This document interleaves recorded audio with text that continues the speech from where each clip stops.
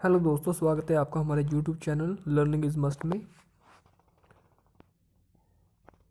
तो आज दोस्तों हम इंग्लिश पेडागोजी की जो हमने बुक स्टार्ट की थी ईटी सेकंड ईयर पंजाब की, उसकी सेकंड यूनिट करेंगे। जो सेकंड यूनिट है उसका नाम है approaches to the teaching English. Okay, तो इसमें टोटल जो चैप्टर हैं वो 3 चैप्टर हैं। जो फर्स्ट चैप्टर है वो है behaviouristic and structural approach. Second one is the constructivist approach and third one is communicative language teaching। तो इस वीडियो में हम फर्स्ट चैप्टर को डिस्कस करेंगे।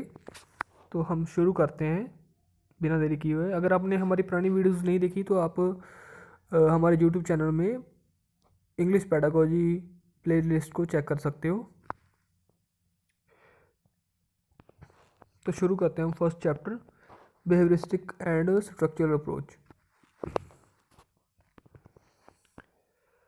First of all behaviouristic approach.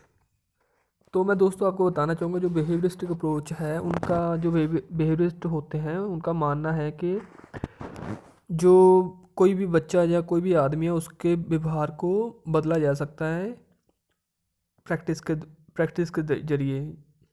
Okay, तो हमें बुक में क्या बताया गया हम एक बार रीड करते हैं और उससे समझने की कोशिश करते हैं। मैं उम्मीद करता हूँ कि आप अच्छे लिसनर की तरह इस वीडियो को लास्ट तक देखेंगे और मैं भी जल्द से जल्द इस टॉपिक को ख़त्म करने की कोशिश करूँगा। Behaviourism theory believe that behaviour is acquired और learn through the conditioning and reinforcement. Behavior of any person can be measured by his or her response to stimulus. Learner response to stimuli can be reinforced by positive or negative feedback. इसका मतलब है कि जो हमारा behaviour है उसको हम condition कर सकते हैं और रीइंफोर्स कर सकते हैं किसी चीज़ को करने के लिए और किसी चीज़ को रोकने के लिए। अगर आप कोई चीज़ बार बार करते हो तो वो आपकी हैबिट बन जाती है, उससे आपका जो बिहेवियर है वो चेंज हो जाता है। तो इनका भी यही मानना है।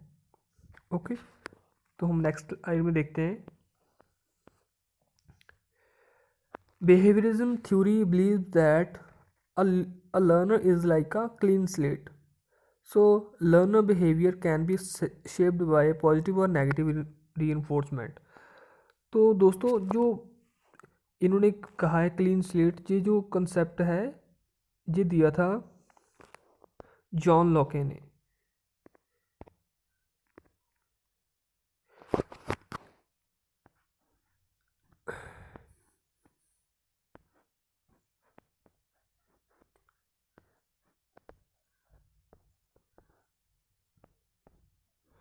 जॉन लॉके ने कहा था कि बच्चे जो होते हैं वो टैबुला रासा, इट मीन के क्लीन स्लेट होते हैं, उनको किसी भी प्रकार से हम उनके बिहेवियर को चेंज कर सकते हैं। तो आप इसको याद रख सकते हो, ये काफ़ी इंपॉर्टेंट पॉइंट है कि जो जॉन लॉके हैं उन्होंने बच्चों को टैबुला रासा कहा था। टैबुला रासा मीन क्लीन स्लेट। तो इस थ्योरी के अकॉर्डिंग हम कुछ मेन पॉइंट है हम उनको डिस्कस करते हैं। First of all reinforcement, positive और negative. Increase the possibility of an event और behaviour activity to happening again. जो रीइंफोर्समेंट होती है एक तो पॉजिटिव होगी, अगर पॉजिटिव हम रीइंफोर्समेंट दे रहे हैं बच्चे को या किसी भी पर्सन को तो हम उससे डिमांड कर रहे हैं वो ये एक्टिविटी जो कर रहा है इसको और अच्छे से करे। अगर हम नेगेटिव रीइंफोर्समेंट दे रहे हैं इट मीन हमें उसकी बच्चा जो कोई काम कर रहा है वो अच्छा नहीं कर रहा है, उसमें कोई कमी है या कोई गलत बात कर रहा है, उसको रोकने के लिए हम नेगेटिव रीइंफोर्समेंट देंगे। आप एग्जांपल के तौर पे कह सकते हो, अगर बच्चा अच्छा पढ़ाई कर रहा है तो हम उसे प्राइज़ दे सकते हैं, पेन दे सकते हैं या टॉफ़ी दे सकते हैं। और अगर हम कोई गलती कर रहा है लिखने में तो हम उन्हें नेगेटिव इन्फोर्समेंट दे सकते हैं। अगर कोई बच्चे से लड़ाई कर रहा है तो हम एक दो उसको चाटा लगा सकते हैं या समझा सकते हैं, ठीक है, तो वो नेगेटिव रीइंफोर्समेंट हो जाएगा।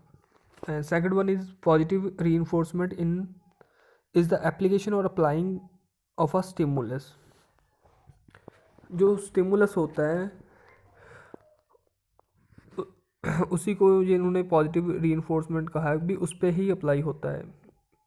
And third one is negative enforcement is withdrawal of a stimulus. मतलब जो पॉजिटिव में हम स्टिमुलस मतलब देते हैं और नेगेटिव में उसको ले लेते हैं। जैसे मैंने कहा था भी बच्चे को हमने पेन दिया है इनाम के तौर पे, अगर वो अच्छा काम नहीं कर रहा है हम उसे नहीं देंगे या उससे वापस ले लेंगे। तो नेगेटिव रीइंफोर्समेंट में ये होगा withdrawal of a stimulus. Fourth है पनिशमेंट, पॉजिटिव और negative, decreases the possibility of an event happening again. जो पनिशमेंट दी जाती है वो बच्चे की एक्टिविटी को रोकने के लिए की जाती है भी वो दोबारा से ऐसी कोई गलत एक्टिविटी ना करे। तो उसके लिए हम क्या करेंगे, पनिशमेंट दे सकते हैं बच्चे को। ओके, एंड नेक्स्ट पॉइंट है main theories of behaviourism are following. तो बिहेवियरिज्म की जो मेन थ्योरीज हैं वो हैं, फर्स्ट है जो theory of classical conditioning by Ivan Pavlov, second one is classical conditioning by J B. Watson, and third one is operant conditioning by B F. Skinner, fourth है connectionism by Thorndike. जो J B. Watson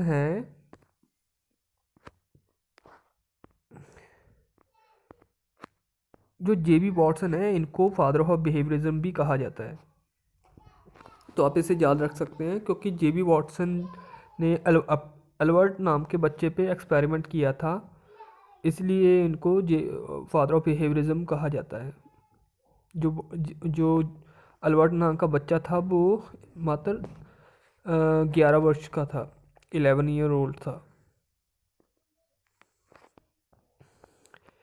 इनकी जो theories को हम किसी next video में discuss करेंगे separate, क्योंकि थ्योरीज़ होती हैं ऐसे ऊपर ऊपर से बताने से समझ नहीं लगते, उसको डिटेल में स्टडी करना पड़ता है और उसी से आपके एमसीक्यू सॉल्व होते हैं मोस्टली। तो हम इन थ्योरीज़ को भी डिस्कस करेंगे सभी को। ओके,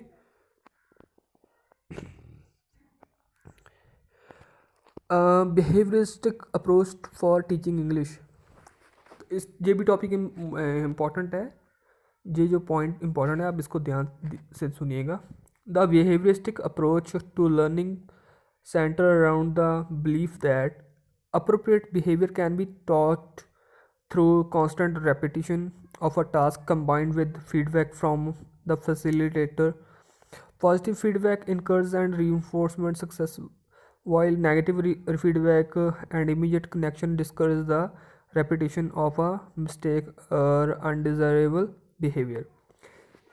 ये वही है दोस्तों, जैसे मैंने आपको पहले बताया था कि हम जो बिहेवियरिस्टिक अप्रोच है इसमें हम किसी भी बच्चे का या पर्सन का बिहेवियर को कांस्टेंट रिपीटिशन करवा के उसके बिहेवियर को चेंज कर सकते हैं।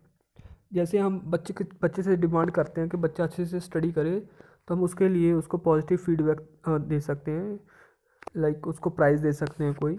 एंड अगर हाँ कोई गलती कर रहा है तो उसी को हम नेगेटिव फीडबैक देंगे। इट मीन जो स्टिमुलस होगा उसको हटा लेंगे हम, ठीक है। एंड लास्ट टॉपिक है आज की क्लास का, implication of behaviourism in teaching English. जो इंग्लिश टीच करना चाहते हैं हम उसमें इस टेक्निक को कैसे अप्रोच को कैसे अप्लाई करेंगे वो बताया गया इसमें। फर्स्ट पॉइंट है the teacher should provide reinforcement by rewarding correct response by affirming और प्राइजिंग।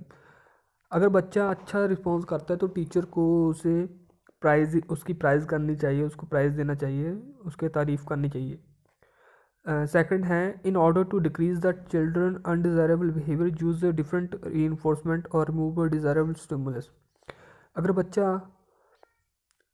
बच्चा ऐसे कुछ काम कर रहा है जो हमें लगता है कि वो उसको नहीं करना चाहिए, तो हम जिसकी वजह से वो ऐसे काम कर रहा है उस स्टिमुलस को हटा लेंगे या उसको पनिशमेंट भी दे सकते हैं। Third one is teacher should arrange opportunity for learning by practice. जो टीचर है उसको ऐसी एक्टिविटी अरेंज करनी चाहिए जिससे कि बच्चा खुद प्रैक्टिस कर सके अपने हाथों से कुछ काम को करके। फोर्थ है teacher should encourage student to work in a small group for difficult language learning skill. Teacher को बच्चों को इनकरेज करना चाहिए कि वो ग्रुप्स में लैंग्वेज का यूज़ करें, जिससे कि वो अच्छे से बोल सकेंगे लैंग्वेज को, किसी भी लैंग्वेज को सीख सकेंगे। Fifth one is the teacher should provide reinforcement punishing wrong response by correcting them। इसमें बताया गया है कि टीचर को रीइंफोर्समेंट देना चाहिए। अगर अच्छा काम कर रहा है तो उसको हम पॉजिटिव रीइंफोर्समेंट देंगे, अगर नेगेटिव कर रहा है तो पनिशमेंट दे सकते हैं, और या उस जिसकी वजह से ये काम कर रहा है स्टिमुलस को हटा सकते हैं हम। And last one is six है, the teacher should arrange language learning lesson rapidly.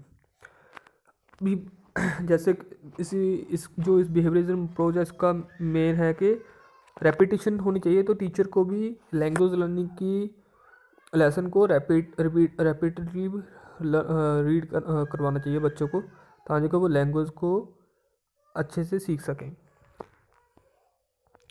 आज के लिए आपके लिए यही था। Thank you for watching. अगर आपको हमारे द्वारा दी गई जानकारी अच्छी लगती है तो आप हमारे चैनल को सब्सक्राइब कर सकते हो और बेल आइकन को प्रेस कर सकते हो, और अपने दोस्तों को जो टीचिंग लर्निंग से संबंधित कोई कोर्स कर रहे हैं तो उनके साथ हमारी ये वीडियो शेयर कर सकते हो। Thank you for watching.